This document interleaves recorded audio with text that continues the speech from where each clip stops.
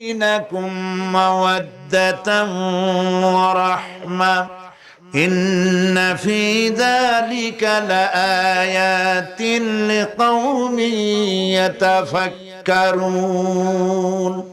আর আল্লাহ পাকের অসংখ্য নিদর্শনের মধ্যে এটিও নিদর্শন যে তিনি তোমাদের থেকে তোমাদের জোড়া সৃষ্টি করেছেন, তোমাদের স্ত্রী বানাইছেন। কেন? লিতাসকুনু ইলাইহা, যাতে করে তুমি তার কাছ থেকে তোমার মনের প্রশান্তি, সেও এবং তুমিও উভয়ের কাছে মনের প্রশান্তি খুঁজে পাও। ওয়া জাআলা বাইনাকুম মাওয়াদ্দা, আর আল্লাহ পাক তোমাদের মধ্যে সৃষ্টি করেছেন ভালোবাসা। ওয়া রাহমা, আর পরবর্তী সময় সৃষ্টি করেছেন দয়া এবং করুণা। লিতাসকুনু ইলাইহা বলতে বোঝানো হয়েছে যে এই ব্যবস্থা আপনি আপনি হয়নি, এটি একটি উদ্দেশ্যকে লক্ষ্য করে হয়েছে। একে অপরের নিকটে যেন শান্তি পায়, প্রশান্তি পায়, একজন আরেকজনের কাছে পূর্ণ মাত্রায় তাই মিলিত হওয়ার জন্য নির্জন পরিবেশের আশ্রয় নেয়। আর এভাবে করি আল্লাহ পাক মানব বংশের এই ধারাকে অব্যাহত রেখেছেন। সুবহানাল্লাহ। ওয়া জাআলা বাইনাকুম মাওয়াদ্দা, আর তোমাদের মধ্যে আল্লাহ পাক ভালোবাসা সৃষ্টি করেছেন। এই কথা বলার এর ব্যাখ্যা কি? ভালোবাসা সৃষ্টি করেছেন এর ব্যাখ্যা এরকম হতে পারে, কয়েক রকম। আমি যেটা জেনেছি সেটি হচ্ছে এরকম, ভালোবাসা সৃষ্টি হওয়ার তো কথা ছিল না। এক পর্যায়ে ভালোবাসা থাকবে কোন একটি বিশেষ সময়, বাকি সব সময় ঝগড়া হবে, এটাই হওয়া স্বাভাবিক ছিল। ধরুন মেয়ের বাড়ি চট্টগ্রাম, ছেলের বাড়ি বরিশাল। মেয়ে শুটকি খেতে খুব পছন্দ করে, ছেলের গন্ধ সহ্য করতে পারে না। মেয়ে বলে খড়ে যাচ্ছে, আর ছেলে বলে যে কমে যাও। মানে একজন আর একজনের ভাষার সাথে মিল নাই, কথা ঠিক কিনা বলেন? ভাষার সাথে মিল নাই, রুচির সাথে মিল নাই। একজনের টক পছন্দ করে আর একজনের টক সহ্য করতে পারে না, আর একজনের শুটকি খায় আর একজনের শুটকি পছন্দ করে না। কাজী রুচি আর অভ্যাস ইত্যাদি দিয়ে সারাদিন স্বামী স্ত্রীর মধ্যে ঝগড়া হওয়া স্বাভাবিক ছিল, ঠিক না? আল্লাহ পাক বলেন সেখানে আমি এই স্বামী স্ত্রী যখন হয়ে যায় তখন দুজনের মধ্যে আমি ভালোবাসার সৃষ্টি করে দেই। আর সে ভালোবাসা এমন পর্যায়ে চলে যায়, স্ত্রী তার স্বামীর জন্য জীবন দিতে চায়, স্বামী তার স্ত্রীর জন্য জীবনের সবকিছু উজাড় করে দিতে চায়। ওয়া জাআলা বাইনাকুম মাওয়াদ্দা, এরপরে সৃষ্টি করি রাহমা। ওই ভালোবাসা ছিল যৌবন কেন্দ্রিক, বিশেষ এক উদ্দেশ্যকে সামনে রেখে। কিন্তু যখন যৌবনে ভাটি লাগলো তখন ওই উদ্দেশ্য আর থাকলো না। তখন আল্লাহ পাক বলেন এই সময় তো দুজনের মধ্যে রাগারাগি, খেসাখেসি ইত্যাদি হয়, স্বাভাবিক ছিল। কিন্তু তা হইল না, আমি রহমত দিলাম, করুণা দিলাম। এখন বুড়ি বুড়ারে সারে বাঁচে না, আর বুড়াও বুড়ির সারা বাঁচে না। তাও আমরা সুবহানাল্লাহ কব না? প্রিয় ভাই সব, আমি বুঝতে পারছি আপনারা বলেন ঠিকই, তবে শুনতে শুনতে মোহমুগ্ধ হয়ে বলার সময় পান না। জি আলহামদুলিল্লাহ, বলি আলহামদুলিল্লাহ। তো আল্লাহ রাব্বুল আলামিন পরস্পরের মধ্যেই ভালোবাসা সৃষ্টি করলেন। এটি আল্লাহ পাকের আয়াত। এটা আল্লাহ পাকের কি বলুন? আয়াত মানে কি? নিদর্শন। এরপরে রাব্বুল আলামিন বলেন ওয়াজআলনা নাওমাকুম সুবাতা, আর আমি তোমাদের জন্য ঘুমকে করেছি শান্তির বাহন। মানুষের অঙ্গ প্রত্যঙ্গ প্রত্যেকটির কাজ ভিন্ন, প্রকৃতিও ভিন্ন। চোখ দেখে, কান শোনে, জিহ্বা স্বাদ গ্রহণ করে, নাক শোনে, নাক শোখে, মস্তিষ্ক চিন্তা ভাবনা করে। এ হলো প্রকৃতি। আর প্রত্যেকটি অঙ্গ প্রত্যঙ্গের রুচি আলাদা, কর্তব্যের মধ্যে বিরাট বৈষম্য। যেমন চোখ রঙিন এবং সুন্দর জিনিস দেখতে ভালোবাসে, ঠিক কিনা বলেন? ঠিক কিনা? একটা খারাপ জিনিসের দিক চোখ পড়লেই মানুষ তাড়াতাড়ি চোখ ফিরায় নেয়, ঠিক না? চোখ সুন্দর এবং রঙিন জিনিস দেখতে ভালোবাসে। কান সুমধুর সুর শুনতে ভালোবাসে, উৎসাহ বোধ করে। আর হাত নরম এবং মসৃণ জিনিসে স্পর্শ করতে উৎসাহ বোধ করে। নাক আতরের গন্ধ শুঁকতে ভালো লাগে। আর মন নতুন নতুন রঙিন ভাবনা ভাবতে চেষ্টা করে। বাড়ি বানাবো, বিল্ডিং বানাবো, ইন্ডাস্ট্রি করবো। This is the app that we have. Guys, দেবো, মেয়ে বিয়ে দেবো অমুক জায়গায় বিরাট লোকের কাছে। ভাবতে ভাবতে ভাবের সাগরে হারিয়ে যায়। আর ভাবনার ভিতরে খেয়ালে যদি কেউ পোলাও পাকায়, বাস্তবে তা হোক আর না হোক, খেয়ালে মনে মনে যদি কেউ পোলাও পাকায়, তাহলে ঘিয়ের দাম যাই হোক না কেন তাতে কিছু আসে যায় না, ঠিক কিনা? মানুষ রঙিন রঙিন ভাবনা ভাবতে খুব মজা পায়। তাহলে আমি কি বুঝাইতে চাইলাম?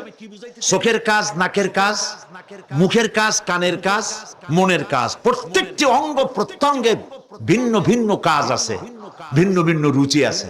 কিন্তু একটি ব্যাপারে হাত, পা, চোখ, নাক, মস্তিষ্ক সব এক ব্যাপারে তারা ঐক্যমত পোষণ করেছে। এ ব্যাপারে কোনো ইখতিলাফ তাদের মধ্যে নাই, সেটা হলো ঘুম। সেটার নাম কি? ঘুম। ঘুমাইতে চায়, হাতের শরীরের সমস্ত অঙ্গ প্রত্যঙ্গ ঘুমের কোলে নিবেদিত হয়ে যেতে চায়।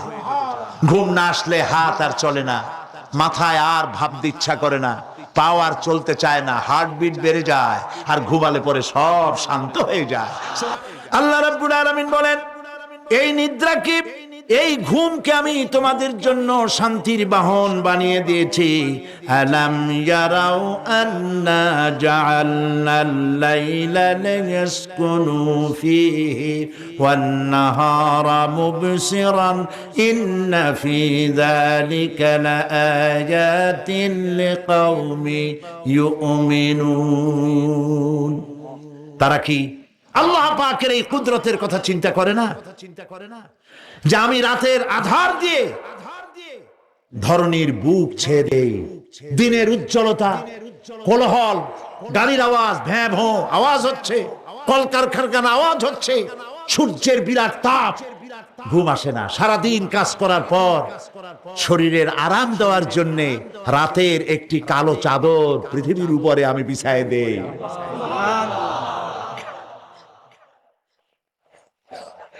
আর মানুষ আরাম গ্রহণ করে। শুধু মানুষ না, সব প্রাণী আরাম গ্রহণ করে। সুবহানাল্লাহ। এবং এরপরে দিনের আলো দিয়ে উদ্ভাসিত করি, যেন বিশ্রামের পর কাজের সমস্ত উদ্দীপনা নিয়ে নতুন করে কাজে ঝাঁপিয়ে পড়তে পারে। কয়েক ঘন্টা দিন হাড় ভাঙা খাটুনি খেটেছে, রিক্সা চালাইছে, গাড়ি চালাইছে, আড়াই মনের বস্তা মাথায় করে টেনেছে, চিন্তা ভাবনা করেছে। এরপরে যখন এই লোকটি কয়েক ঘন্টা মাত্র নিদ্রা গেল, আরাম পেল, মস্তিষ্ক হালকা হয়ে গেল, হার্টবিট কমে গেল, হাতের পায়ের কর্মোদ্দীপনা বেড়ে গেল, নতুন করে আবার কাজ করার জন্য সুযোগ এসে গেল। দুনিয়ার মানুষকে কর্মক্ষম রাখার জন্য আল্লাহ পাক ঘুমকে বানিয়েছেন নিয়ামত। সুবহানাল্লাহ বলেন।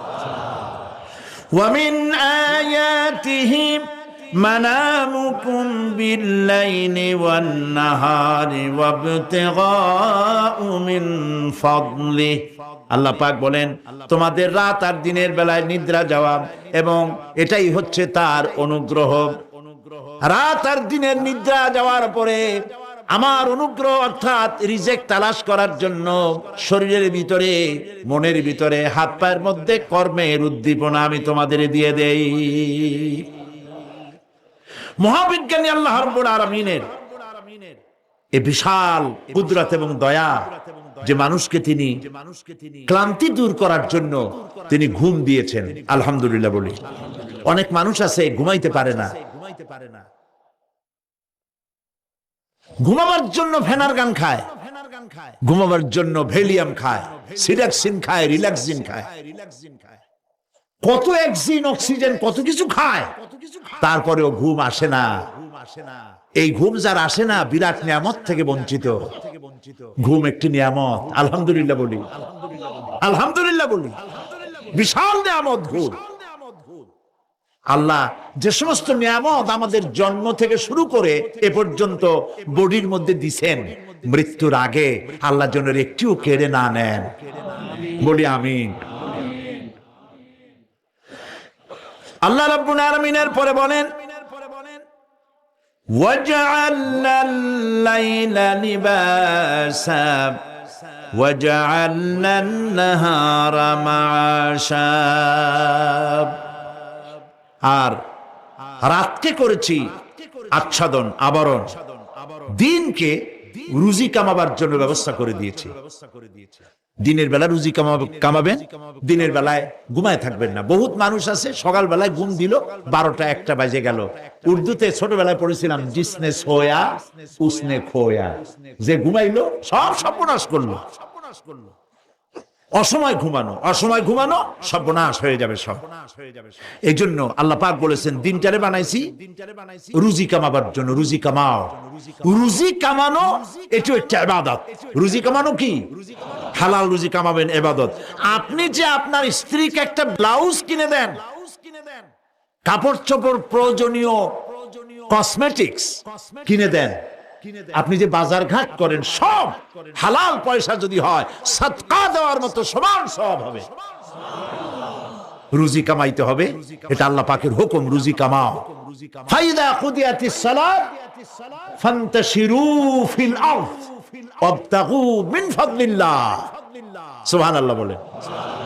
নামাজ যখন শেষ হয়ে গেল, ফাইদা কুদিয়াতিস সালাত, নামাজ যখন শেষ হয়ে গেল, ফান্তাশিরু ফিল আরদ, তখন জমিনে ছড়িয়ে পড়ো আর আমার অনুগ্রহ, রিজক অনুসন্ধান করো। সুবহানাল্লাহ। মসজিদে বসে বসে খালি তাসবিহ টিপতে থাকো না, কাজের সময় কাজ করো। অফিস থেকে বলে আসছে জোহরের নামাজ পড়তে যাই, জোহরের নামাজ পড়িয়ে তারপর নফল পড়া শুরু করছে, এরপরে দোয়া দুরূদ পড়া শুরু করছে। 1 ঘন্টা অফিসের সময় নষ্ট করেছেন। ফরজ নামাজ, সুন্নত নামাজ পড়তে যতটুকু লাগবে এর থেকে বেশি সময় নিলে বেতন হালাল হবে না। আপনি মিথ্যা কথা বলে, মিথ্যা ছুটি নিয়ে দিনের কাজ করতে পারেন না।